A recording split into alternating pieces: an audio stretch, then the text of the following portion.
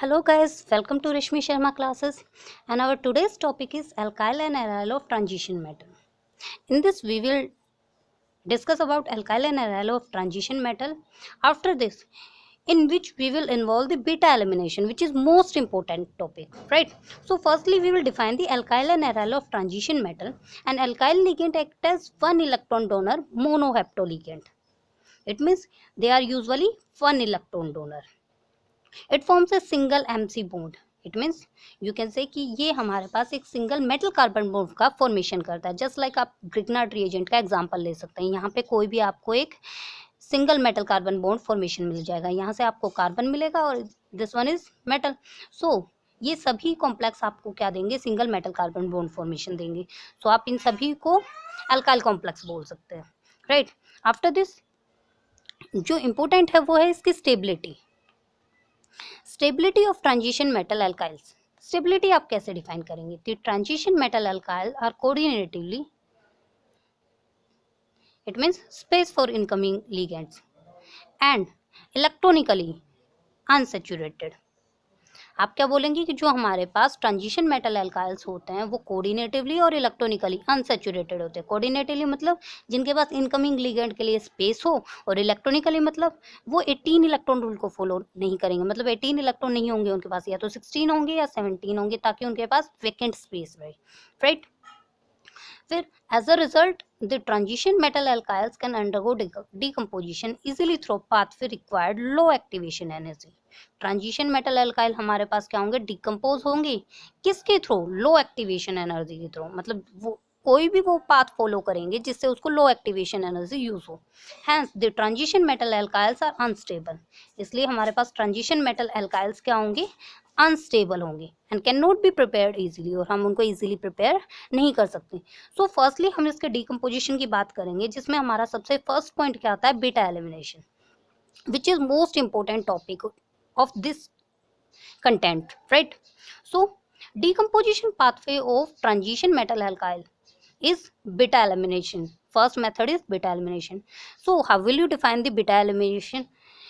Just take this example. हमने ये example लिया है जो हमारे पास मेटल कॉम्प्लेक्स शो कर रहा है, राइट? और उसके साथ हमने एक एल्काइल ग्रुप लिया है. अब देखो हमारे पास मेटल के पास में वेकेंट साइट प्रेजेंट होती है, मतलब वेकेंट कोऑर्डिनेशन साइट, राइट? क्योंकि मेटल के पास में हमारे पास वेकेंट स्पेस होता है. और ये जो हमारे पास एल्काइल कॉम्प्लेक्स है, इसके पास हाइड्रोजन फ्री है जो इसको मेटल को डोनेट कर सकता है. सो ये हमारे पास किस टाइप का कॉम्प्लेक्स बना सकता है? ट्रांजिशन मेटल एल्काइल कॉम्प्लेक्स बना सकता है. सो इसे नेक्स्ट स्टेप में आप कैसे डिफाइन कर सकते हो कि हमारे पास जो मेटल था उसने इलेक्ट्रॉन एक्सेप्ट किया किससे? हमारे एल्काइल कॉम्प्लेक्स से. मतलब एल्काइल कॉम्प्लेक्स के पास ये जो हाइड्रोजन था इसने यहाँ से डोनेट कर दिया मेटल की वैकेंट साइड में, और हमारे पास कॉम्प्लेक्स कुछ इस फॉर्मेशन में नजर आएगा. It means this hydrogen will bond to this metal and here the bond formation will take place just like this. It means ये हमारे पास डबल बॉन्ड फॉर्मेशन क्रिएट करेगा, right? So next step can be written as, next step आप कुछ इस type से बता सकते हो कि हमारे पास जो मेटल है उसने हाइड्रोजन को एक्सेप्ट कर लिया और यहाँ से हमारे पास डबल बॉन्ड फॉर्मेशन क्रिएट हो गया. तो कॉम्प्लेक्स हमारे पास ये हो गया, जिसे आप हाइड्रिडो मेटल एल्कीन कॉम्प्लेक्स बोल सकते हो, which will behave as intermediate complex. ये हमारे पास एक इंटरमीडिएट की तरह बिहेव करेगा. And the final product will be, final product हमारे पास क्या होगा? LNMH. इट मीन्स मेटल वाला कॉम्प्लेक्स जिसने हाइड्रोजन को एक्सेप्ट किया. तो you can say metal hydride plus propene. यहाँ से हमारा प्रोपीन प्रॉपरली सेपरेट आउट हो गया, तो ये हमारे पास प्रोपीन अलग प्रोडक्ट फॉर्मेशन में मिल जाएगा. फाइनली हमारे पास हाइड्रिडो मेटल एल्कीन कॉम्प्लेक्स से हमें metal hydride plus alkene complex मिल गया, राइट ना? It is the most common pathway for decomposition of transition metal alkyls. ये हमारे पास बहुत सबसे इजी, मतलब सबसे इजी पाथवे होता है जिसके थ्रू कोई भी ट्रांजिशन मेटल इजीली डिकम्पोज हो सकती है. It leads to conversion of metal alkyl into metal hydride. देखो आप यहाँ से देख भी सकते हैं हमारे पास मेटल एल्काइल मेटल हाइड्राइड में कन्वर्ट हो गया, राइट ना? Why? Hydrido metal alkene complex intermediate. किसके थ्रू? हाइड्रिडो मेटल एल्कीन कॉम्प्लेक्स के थ्रू. इट मीन्स कोई भी मेटल एल्काइल मेटल हाइड्राइड में कन्वर्ट होगा, बीच में हमारा ये इंटरमीडिएट कॉम्प्लेक्स फॉर्मेशन होगा, राइट?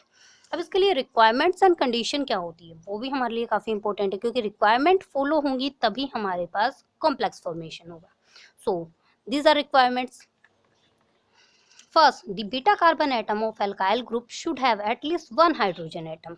बीटा कार्बन के पास हमारे पास मतलब जो बीटा कार्बन एटम होता है अल्काइल ग्रुप का, उसके पास कम से कम एक हाइड्रोजन एटम प्रेजेंट होना चाहिए. जैसे कि हमारे पास इस कॉम्प्लेक्स के अंदर यहाँ पे हाइड्रोजन एटम प्रेजेंट था जो इसने डोनेट कर दिया, तो कम से कम अगर एक हाइड्रोजन एटम डोनेशन के लिए होगा तभी हमारे पास कॉम्प्लेक्स फॉर्मेशन होगा. Second, there should be a vacant coordination site of metal atom cis to alkyl complex. क्या कहता है कि हमारे पास मेटल एटम के पास भी कम से कम एक वैकेंट साइट होनी चाहिए ताकि वो उस हाइड्रोजन एटम को एक्सेप्ट कर सके. Right.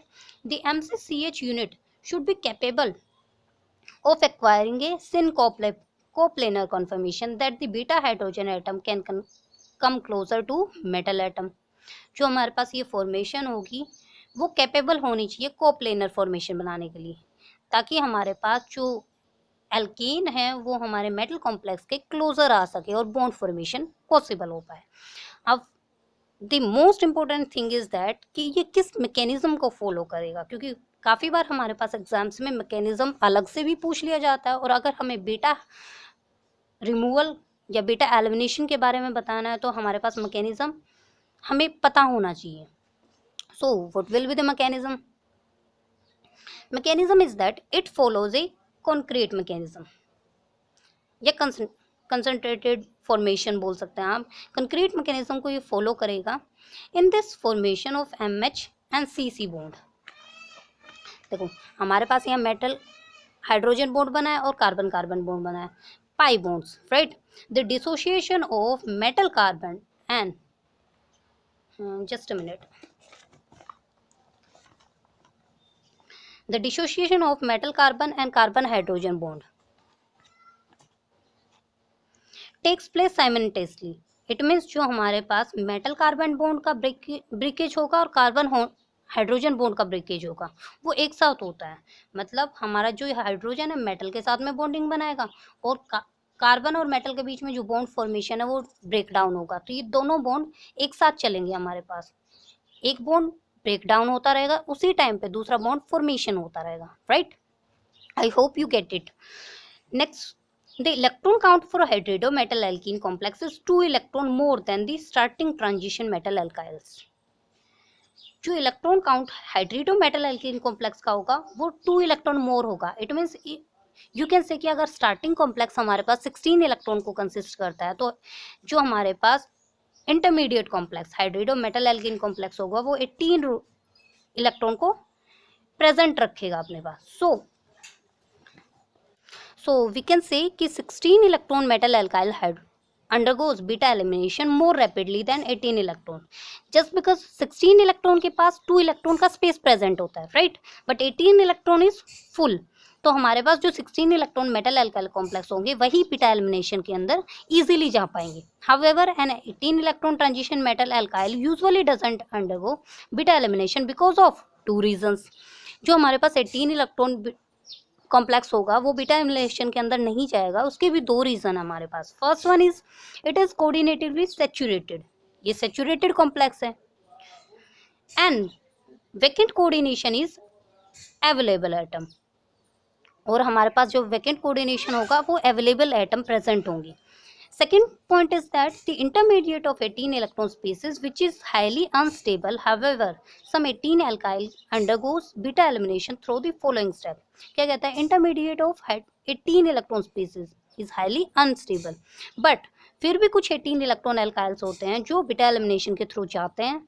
It means beta elimination को शो करते हैं. तो उसके स्टेप्स आप किस टाइप से लिख सकते हैं? कुछ स्टेप का फॉर्मेशन दे सकते हैं. It means it will be just similar to 16 electron rule. Same उसी पाथ को फॉलो करेगा जो हमारे पास 16 इलेक्ट्रॉन वाला कॉम्प्लेक्स फॉलो करता है. Just like this. ये हमारे पास कॉम्प्लेक्स है. यहाँ पे हमारे पास ये 18 इलेक्ट्रॉन को शो कर रहा है क्योंकि ये साइड फुल है पहले से. ठीक है. तो ऑन हीटिंग ये क्या करेगा? सबसे पहले इस साइड को रिमूव करेगा. मतलब इस साइड में से इस लिगेंड को रिमूव करेगा. ये लिगेंड यहाँ से रिमूव हो जाएगा तो यहाँ से हमें क्या मिल जाएगा? एक वैकेंट साइड प्रोवाइड हो जाएगी. तो मेटल के पास अभी हमारे पास क्या है? Vacant side present. और ये हमारे पास एक एल्काइल कॉम्प्लेक्स है. अब सेम वही मेथड फॉलो होगा कि ये हाइड्रोजन हमारे पास मेटल एक्सेप्ट कर लेगी। सो ये हमारे पास एल्काइल अपना हाइड्रोजन मेटल को डोनेट कर देगा और ये हमारे पास ट्रांजिशन स्टेट हो जाएगी। And final structure will be like this कि मेटल ने हाइड्रोजन को एक्सेप्ट कर लिया, लिगेंड फॉर्मेशन 16 इलेक्ट्रॉन के फॉर्मेशन पे ये स्ट्रक्चर हो जाएगा, 18 इलेक्ट्रॉन के फॉर्मेशन पे ये स्ट्रक्चर हो जाएगी कि ये हमारे पास लिगेंड को भी एक्सेप्ट कर लेता है और हाइड्रोजन को भी एक्सेप्ट कर लेता है। आई होप पूरा कंटेंट आपको समझ में आया, because beta elimination is most important topic. अगर किसी को कोई डाउट होता है देन प्लीज़ कमेंट बॉक्स में आप मुझे बता सकते हैं। वीडियो अगर आपको पसंद आया then please like this channel, share and subscribe and press the bell icon. Thank you guys.